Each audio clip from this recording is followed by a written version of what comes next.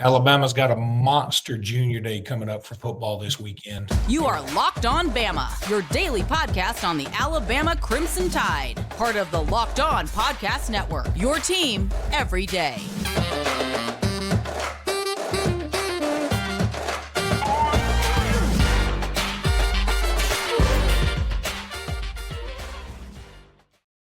Hey, everybody, and welcome back into Locked On Bama. Luke Robinson, that's me. Jimmy Stein, that's him. This episode is brought to you by FanDuel, and thank you for making us your first listen every single day.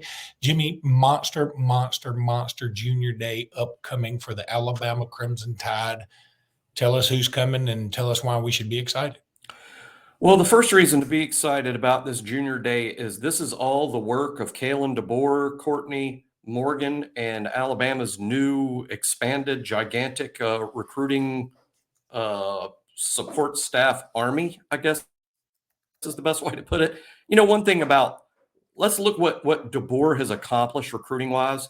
You know, Ryan Williams, I think that's a feather in DeBoer's cap because he had to reel Ryan Williams back in. But let's be honest, the heavy lifting with Ryan Williams was done by the Saban staff. They've been recruiting for 2 or 3 years, getting him on board with the idea of playing for Alabama.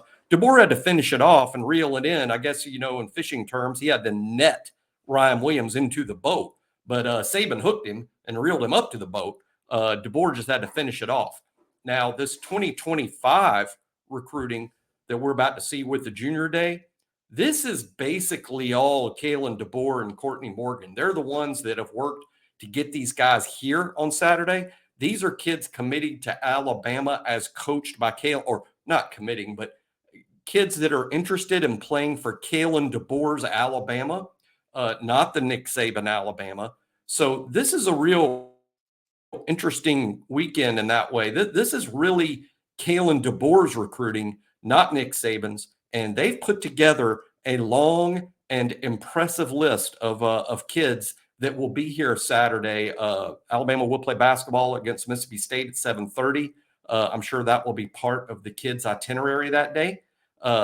But the list is impressive in terms of the names. So there's a lot of recognizable names for those of you out there listening to the show that follow recruiting. You'll know some of these names. Well, lay them out for us, bro. And here's the one thing I hate. I mean, is it good that the basketball game is at 7:30 or bad? What do you think? Yeah, I mean, if it was up to me, it would be during the afternoon. I mean, in terms of how it affects recruiting, but I'll go over a few names. Shout out to Andrew Bone from Bama Online, who really compiled this list. It's a lot of work. You know, I know I can't give away state secrets in terms of how these lists are compiled, but it's not a simple thing. It has to be pieced together. And there's a lot of phone calls and DMs and texts and, you know, anyway, but shout out to Bone at BOL for putting it together. But Turbo Rogers is a guy that'll be here. He's committed to Alabama, the running back from Montgomery. And he's transferring back to Montgomery. He was at IMG Academy. Correct. And I believe is that certain? You probably know better than me, but that's certain, right? I saw this. It seemed like a verified report. This wasn't just a text I got from somebody. This was actually a screenshot of I'll see if I can find it while you're talking about him. But yeah, I think he is transferring back. Yeah, I remember hearing that. I just wasn't sure if it was certain. I hope so. I would like to see him play senior year in Alabama. I'm sure he got some good coaching when he was at IMG. But Turbo Rogers, he is committed to Alabama. He has not changed his commitment. He will be visiting this weekend. Here's an interesting in-state kid that I'm pretty obsessed with. Derek Smith from Southside High School in Selma. He is a national top 100 athlete type prospect. Could play DB, could play wide receiver. Big fan of Derek Smith. He would be a great fit at Alabama. And of course, Selma's just right up the road. Dalen Upshaw, another in-state player I'm pretty intrigued by. He's a wide receiver at Central in Phoenix City. As we all know, those who follow recruiting closely, feels like he's the 10th big-time receiver from Central in the past 5 or 6 cycles. Central of Phoenix City just putting out receivers year after year. Dalen Upshaw's the next one to me. He's a lock SEC guy. Antonio Coleman, boy, another in-state guy that's so interesting to me. Formerly committed to Alabama, flips and commits to Auburn, but now he's coming to an Alabama junior day. So here we go again, right? And from Saraland High School, just like Ryan Williams. We did a lot of Alabama-Auburn dancing with Ryan Williams. That's not officially over until next week. Looks like we might be in the same boat again with Antonio Coleman, one of the nation's top defensive linemen. Again, former Alabama commitment, now committed to Auburn, but will be there for Junior Day. Miles Johnson, another in-state kid from Bruton, Alabama, committed to Alabama. He's one of the few 2025 guys that did not decommit when Nick Saban retired. Miles Johnson sticks with Alabama. He's a Gump. It's what we love about Miles Johnson. He wants to play for Alabama. I don't think he cares if Paris Hilton was the head coach. I think Miles Johnson wants to play football for Alabama. He'll be there this weekend. Mal Waldrop, an offensive lineman from Central and Phoenix City, will be in Tuscaloosa Saturday. He's a pretty good kind of a 3-star kid right now. We'll see if he rises in the recruiting rankings throughout the spring and fall. He's a guy that might end up playing center, certainly an interior offensive line guy. And what I say about him is this. If you're Alabama football and the kid's name is Mal, you've got to like your chances, right? Not too many Mals out there, but the in-state guys definitely associated with Alabama. So those are just a few names. Here's a couple more out-of-state kids. How about Joseph Ionata's little brother? And I use little brother facetiously because Ionata's little brother, Michael, is also an offensive lineman. He's a 2026 kid, by the way, so he still has some growing to do at Calvary Christian. Bayrock Willis, one of the top 2027 prospects in Alabama. He's from Moody High School near Birmingham. Could be the state's top 2027 prospect. Key will be in town. Jordan Young, the #1 athlete prospect in the nation from North Carolina. He'll be there. And how about let's just throw in honor of Bryce Young, a national top 100 wide receiver from Mater Dei High School in California. Marcus Harris, national top 100 receiver. He'll be in town at Alabama's Junior Day. Those are just a few of the names. You can check out all the rest of them at BOL. Yeah, I have not been able to find anything official on Turbo Rogers going back, but I do believe that is happening. And I think so too. I mean, look, I love seeing players at IMG and then come to Alabama because it means they've been trained well, they practice against the best. But I'm an AHSA guy, so I mean, I want he our played best at players Pike Road. Wasn't it Pike Road where he played before? It was before, and I think he's transferring to Carver now, is what I think. But I'm not 100%. So nobody quote me on that. I got some information on that. It looked official. I haven't really run with it because we haven't been talking. We've had so much other stuff going on, and you bring up his name, and it just made me think about it again. But I get Pike Road. I mean, you're an AHSAA guy more so than me, but I get Pike Road and Park Crossing confused constantly. If a kid's at Park Crossing, I'm going to say he's at Pike Road. If he's at Pike Road, I'm going to say he's at Park Crossing. That's fair. Okay. Yeah. There's also Carver Birmingham and Carver Montgomery. So, I mean, there are a lot of things you can get screwed up. And I can tell you with 100% accuracy that if you're calling a basketball game or a football game, you need to be 100% certain you know how to pronounce Pisgah. It's Pisgah. Pisgay.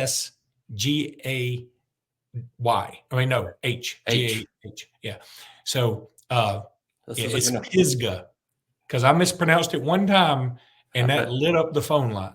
So, that piece of advice probably isn't going to affect too many of our listeners, by the way. If you're out there broadcasting an AHSAA game, be sure to say Pisgah.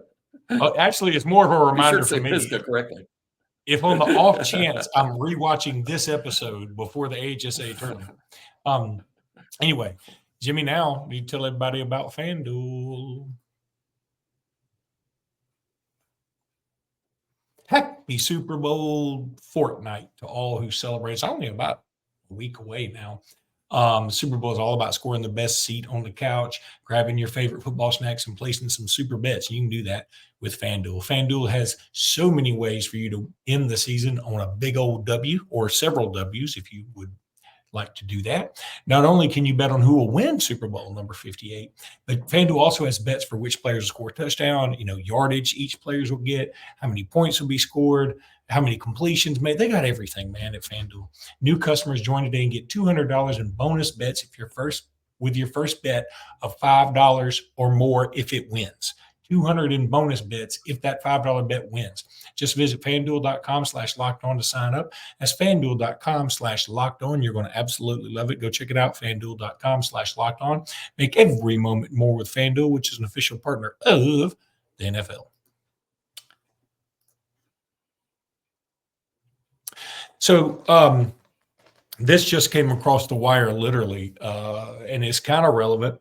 It's definitely relevant to Alabama, but it's relevant to probably Keyshawn Butte too.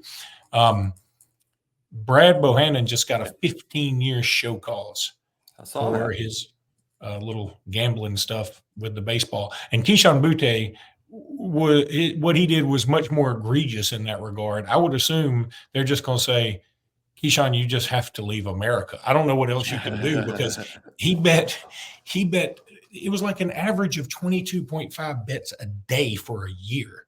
That's insanity. But Brad Bohannon just tried to bet one time. Now he's the coach. So it does make it a little bit worse. But Keyshawn Butte was betting on himself. I don't know if that makes it any better or not. Anyway, I just saw that come across, and so there's that. So much for the a lot of people I read a lot. A lot of pundits out there, a lot of fans, a lot of pundits have an opinion that says, well, the modern NCAA is toothless. They're toothless. They don't enforce their own rules. Ask Brad Bohannon about how that toothless bite felt. 15-year show cause. Jeremy Pruitt's got a lengthy show cause. Brad Bohannon's, by the way, is 15-year show cause. I read details of it. It includes a 5-year suspension. So if you employ Brad Bohannon, he cannot coach for the first 5 years of the employment. Jeremy Pruitt has a 1-year suspension. So basically what that means, Brad Bohannon will never coach college baseball again. And hey, I'm a second chance guy, but his second chance needs to be, not involved in college baseball. No, I agree. It may be best to start somewhere else. So let's get into your roster ranking again. Sure. You're at number 55, and that is Hunter Osborne. For those who don't remember, he's from the Hewitt-Trussville School there in Birmingham, and he was committed to Texas for some time. Alabama flipped him. Didn't make much of a move this year, but I like him a lot, Jimmy. I thought it was a good pickup for Alabama. He's just entering his second year, right? That's correct. Hunter Osborne on the ranking, 55, right? Yep. It shows Alabama's depth of talent because 55, Hunter's a pretty good player. I'm excited about him. What I think first when I think about Hunter Osborne, Luke, and I think you've seen him like I have, he is one of the most articulate, best speakers on the team. He's super smart. It would be great if Hunter Osborne became one of the stars on the football team because he's a guy you want in front of the camera all the time. Just a super dude, a leader, works hard. And what's interesting in terms of football-wise, he redshirted this past year, and I don't think he played any snaps while he redshirted as a defensive lineman. Under the new scheme, the new defense run by Kane Womack, we talk about this every day now. Kane Womack's scheme is much different than the Nick Saban scheme. We have a much different defense, and guys in the front seven, they're going to have different roles, different responsibilities. Frankly, just different positions. Hunter Osborne is not the heaviest of defensive line prospects. So I can easily foresee him at our brand new bandit position, which is sort of a strong side defensive end. It's a defensive line position. It's not outside linebacker by any means. It's a defensive lineman. But really what you're looking for at Kane Womack's bandit position is more of a 275-pound guy, maybe 270 to 285. It's a guy that lines up on the defensive line that first and foremost holds up against the run. He's containing the outside run. He's setting up a wall, setting up a fence over there saying, hey, you're not going to get outside here. I'm outside contain on the strong side. So that's first and foremost. Stop the run, set the edge guy. Secondly, and since he's lining up there, you also need some pass rush ability. And I think this describes Hunter Osborne well. So I strongly suspect, Luke, we will see Hunter Osborne at this new bandit position. And weirdly, for some guys, this new defense may fit them a little better than the old defense did. And I think Hunter Osborne's one of those dudes. Oh, you're muted. Awesome. No. I think people like it now. Boy, I'm just sitting here like Hey, you got to be everybody famous. else. Got to be famous for something. I mean, it's at this point, it really is. It's like it's so frustrating because now I've gotten so much better. I mean, I've Yeah, no one to do those little seriously. locked on things. The live reads I can almost do without looking at the thing anymore. It's this mute thing, and Zach Blackerby over at Locked On Auburn, who's our boss, said, "Just don't mute. Why are you muting?" I said, "Well, I mean, I might need to clear my throat, or like if my phone rings, I'd want Jimmy. I don't want to interrupt anything." And he goes, "But it's more of an interruption when people are think you're about to talk and there's nothing there." I was like, "That's true." So I like it's grown on me, frankly. I think it really is like in Good it's your Morning thing. Vietnam when Forrest Whitaker kept trying to start the Jeep and the Jeep was already started. Do you remember? Yeah, it is like that. He's I like, think it's even more dear. I think it's like Larry David's pretty good on Curb Your Enthusiasm. that starts again here very shortly, by the way. And before we go to this next break, Jimmy, have you caught up on True Detective? I have caught up on True Detective. I am fully caught up. You're talking about season 4, right? Yeah, you're talking Because I about. recently watched season 1 and season 3. So Well, you did see the naked ball of scientists, right? I did see the Naked Ball of Scientist. Yeah, it's the first time in my life I've seen that. Boy, it was this last one was creepy. Yeah. The last episode was creepy. I like creepy though. Here's one of the things that's convinced me. I've always been sort of intrigued by Alaska, like wow, what a Yeah. cool place. I don't think anything is cool about this fictional Ennis, Alaska, where I have no inkling whatsoever to visit that particular town. It's a little creepy, super dark all the time. The novelty of it being dark 24 hours a day would wear off for me after about day 2. There's a First great day, I'll be like, it's so cool. It just stays dark all the time. By day 2, I'm like, Jimmy needs the sunshine. I am the opposite of a vampire.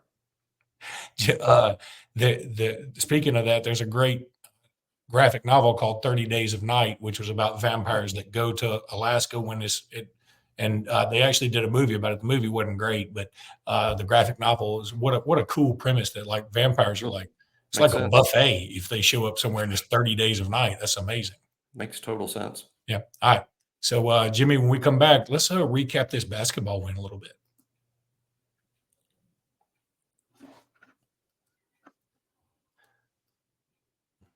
Okay, so Bama gets a win last night against Georgia.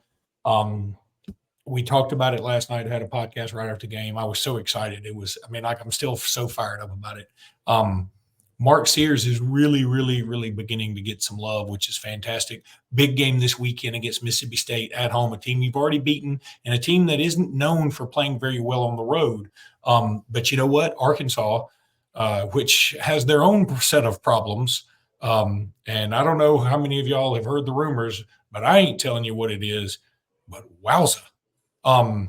Arkansas went on the road and beat Missouri. Now, Missouri's not very good, but Arkansas was without Devo Davis, who has apparently left the program, and Brazil, who just didn't play in the game, who's the rumors are about Davis and Brazil. So Arkansas went on the road and won. Florida went on the road and won against Kentucky last night. That was a big win. And in fact, I think that helps Alabama a little bit in the sense that, Kentucky's going to mess around and be out of this SEC championship race before too long. And I know Kentucky fans will just say, well, we don't care about the regular season, blah, blah, blah. It's all about the tournament. That's not true. I care about the regular season. I do.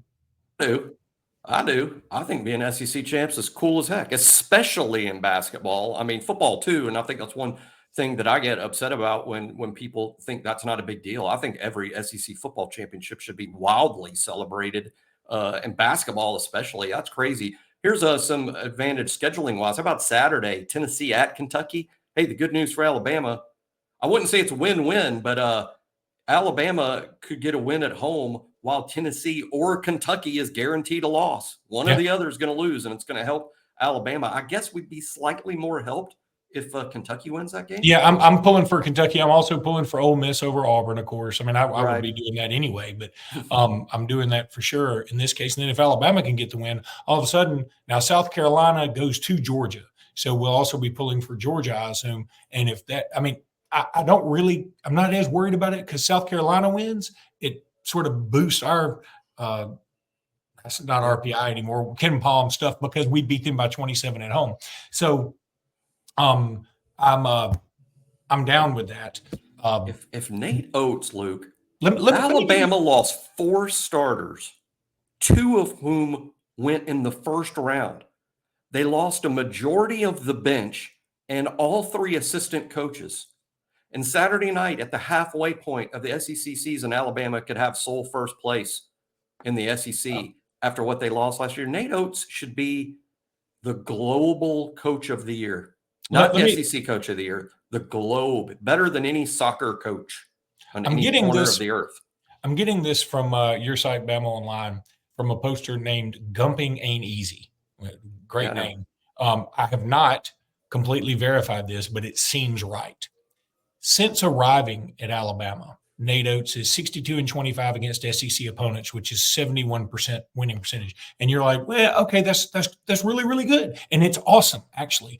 But the first year, there was some getting used to. He is 33-7 at home versus the SEC, 23-17 on the road. He's 6 games over 500 on the road. And he's 29-13 against our traditional rivals, meaning Auburn, Tennessee, Mississippi State, and LSU, plus Kentucky. Only 6 of the 25 losses have been against double digits. This is why I mute stuff. This is why you mute? This is why I mute right here. So I'll let you talk about that. No, those records are unbelievable. I mean, it's unbelievable. Those records would be good at Kentucky. That would be impressive stuff at Kentucky. And Nate Oats deserves. At some point it's going to be statue time. I guess he needs a Final Four for that. But you do, and it's unfair. Still, the Final Four makes or breaks a coach. It seems like, and that's really unfair. Yeah. Because I'm going to tell you something. Here's the other thing. Since the start of his second season, it's even better. I told you about the first season was sort of, the first season there took some getting used to. But since the start of the second season, he's 54-15 overall. He's 28-3 at home. And now this is against SEC. 28-3 at home against the SEC. Now, I know one of the losses was to an Auburn team that won the SEC. I know one of the losses, I believe, was to a Texas A&M team. Kentucky at home, I think. Probably was Kentucky. That Oscar Shibwe, I think we lost to Oscar Shibwe at home. Okay, I was there. Well, I was there, so I had to have been. Wasn't it rough? Because I was. And then 26-8 against our rivals in Kentucky in that period. I mean, that's just amazing. And it's so important to me at this point that our fans understand. I mean, I understand that Coleman Coliseum doesn't necessarily isn't a magnet for some fans. I understand that. Right. Man, we got to love on this dude. I'm telling you, he's the bomb. And I know there's some learning curve things he's done. If you want to be mad about, whatever, however he handled the Brandon Miller situation, which, by the way, in hindsight, he handled it pretty doggone well, except for a couple of missteps in quoting. If you want to talk about that, he gets a little too fiery sometimes. Some people love it, some people don't. Or he sort of put his hand on the Missouri player. He gets a lot of texts. I'm telling you, I love the dude. He's awesome. We need him. He's going to mess around and be the best coach we've ever had.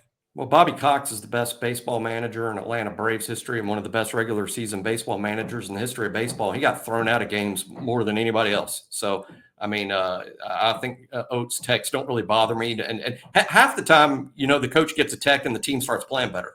Yeah. So some of the time it's even by design, But Nate's the best coach in Alabama basketball history and is in the midst of it. It's kind of like during the Saban thing. Yep. Everything's relative because when Alabama's football's the best it's ever been, that means you're stacking national championships. But Alabama basketball, this is the best we've ever been. I know there's been some March disappointments, and that's the next hurdle for Nate Oats to climb. But hey, when you keep getting there, get there again, good things will happen eventually. God help us all if that man makes a Final Four. I'm going to go nuts. And by the way, for those who don't know, I bought my son tickets to the Final Four because it's in Phoenix. He goes to Arizona State for Christmas, and I'm going with him to the Final Four. I told him he could have the other ticket for the championship game and take a friend because I got to come home.